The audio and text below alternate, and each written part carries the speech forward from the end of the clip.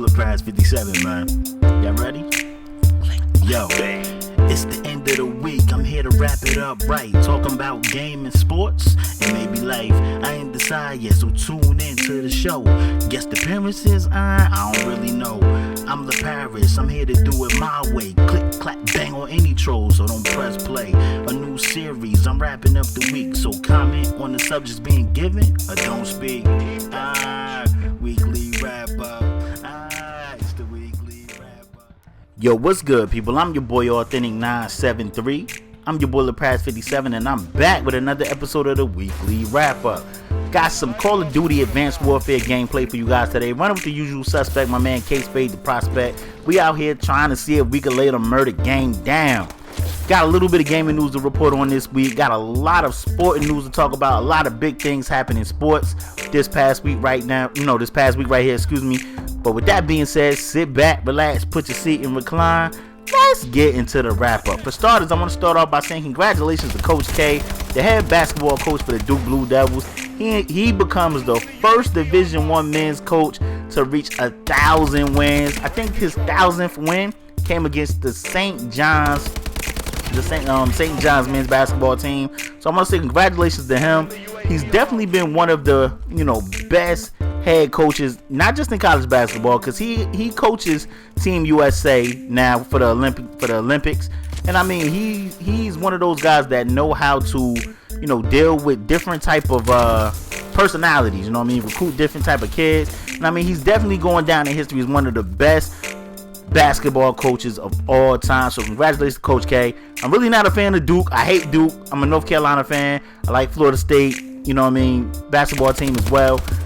Of course, definitely Rutgers as well too. But I want to just say kudos to Coach K for being there that long to get 1,000 wins with one team. That's very impressive. So congratulations to him. Moving on. The Nets have Brook Lopez on the trade block, and a lot of teams actually want Brook. To me, me being from Jersey, I've seen a lot of Brook Lopez games. I've seen him play a whole lot. And he's not one of my favorite players, on the Nets or in the NBA. Like, Brook Lopez always seemed to be injured. He has that fasciitis stuff in the foot. Like, he always have problems with his feet. Like, he's a big man. And to me, he doesn't play like a big man. He always averages under 10 rebounds. I want to say he gets like 5 rebounds a game, and for a 7-footer, in my opinion, that's just not good. But a couple of teams are interested in him. Denver's interested. I heard Denver, the Lakers. I heard some other teams around definitely around the NBA are interested in Brook Lopez. So we have to wait and see where he goes. I mean, a lot of teams are making a push to get this guy, so we have to wait and see. So let's move on to some other news that happened in sports over this past week. Josh Gordon is facing a 1-year ban after failing another drug test. And you know what, man, I root for Josh Gordon, but apparently this guy he just doesn't get it. Josh Gordon, I don't know what he fell for. I don't know if it was alcohol. I don't know if it was drug related, but Josh Gordon just does not get it. He don't get it, or either he don't care. It's something.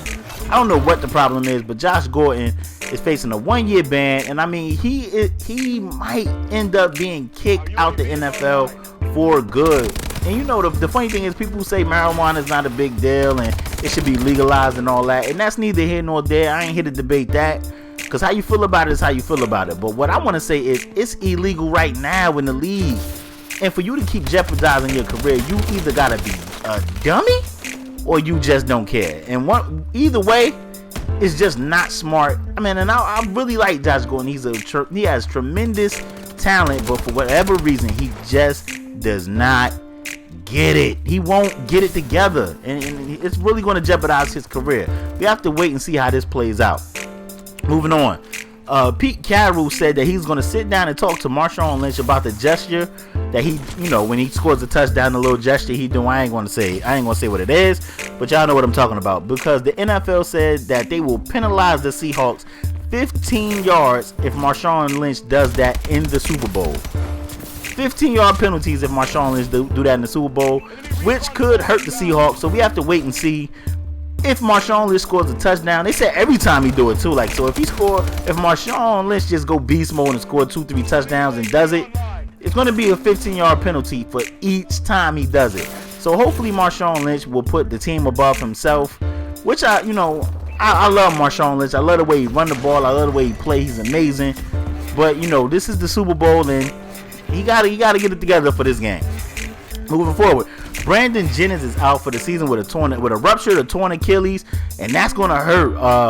That's definitely gonna hurt the Detroit Pistons because he's been playing well and they've been cooking as of late ever since they traded Josh Smith. So we have to wait and see if DJ Augustine could pick up the slack. I think DJ Augustine would do well, because when Derrick Rose was out, DJ Augustine played well for my Bulls. So I think DJ Augustine will play pretty well. Kobe Bryant is out for the rest of the season with a torn rotator cuff. We already talked about this on SAS. If you guys haven't checked that out, it's a new SAS up featuring QJB. So go check that out. Support the podcast. But Kobe is out for the rest of the season with a rotator cuff. I think he'll be coming back next year. I can't wait to get you guys' thoughts on that. I want to know, do you guys think he's coming back next year? I think he is. Let's talk about some new releases that's coming out in gaming. This is probably the first big week of gaming since 2015 started. The new releases this week is Dying Light, Life is Strange, which is kind of interesting to me, and another remake, Grim Fandango. With that, everybody is saying that this was a amazing game back in the day, which I never even heard of, but people were saying this was an amazing game back in the day. If you played that game, let me know, is it worth to buy? I want to know, you guys getting Dying Light? I'm probably not going to get Dying Light. I don't know, because it kind of reminds me of that Dead Island Riptide crap, and I wasn't really a fan of that.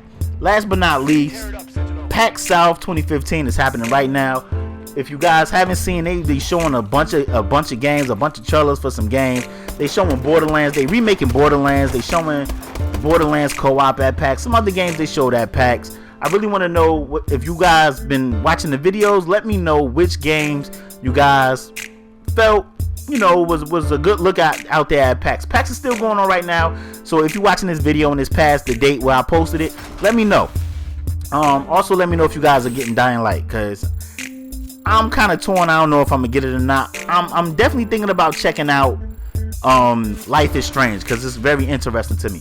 But let me know. This has been the weekly wrap up. I'm your boy Authentic973. I'm your boy The Prize 57. Y'all can comment, like, subscribe. Y'all know how I end my shit. Bang.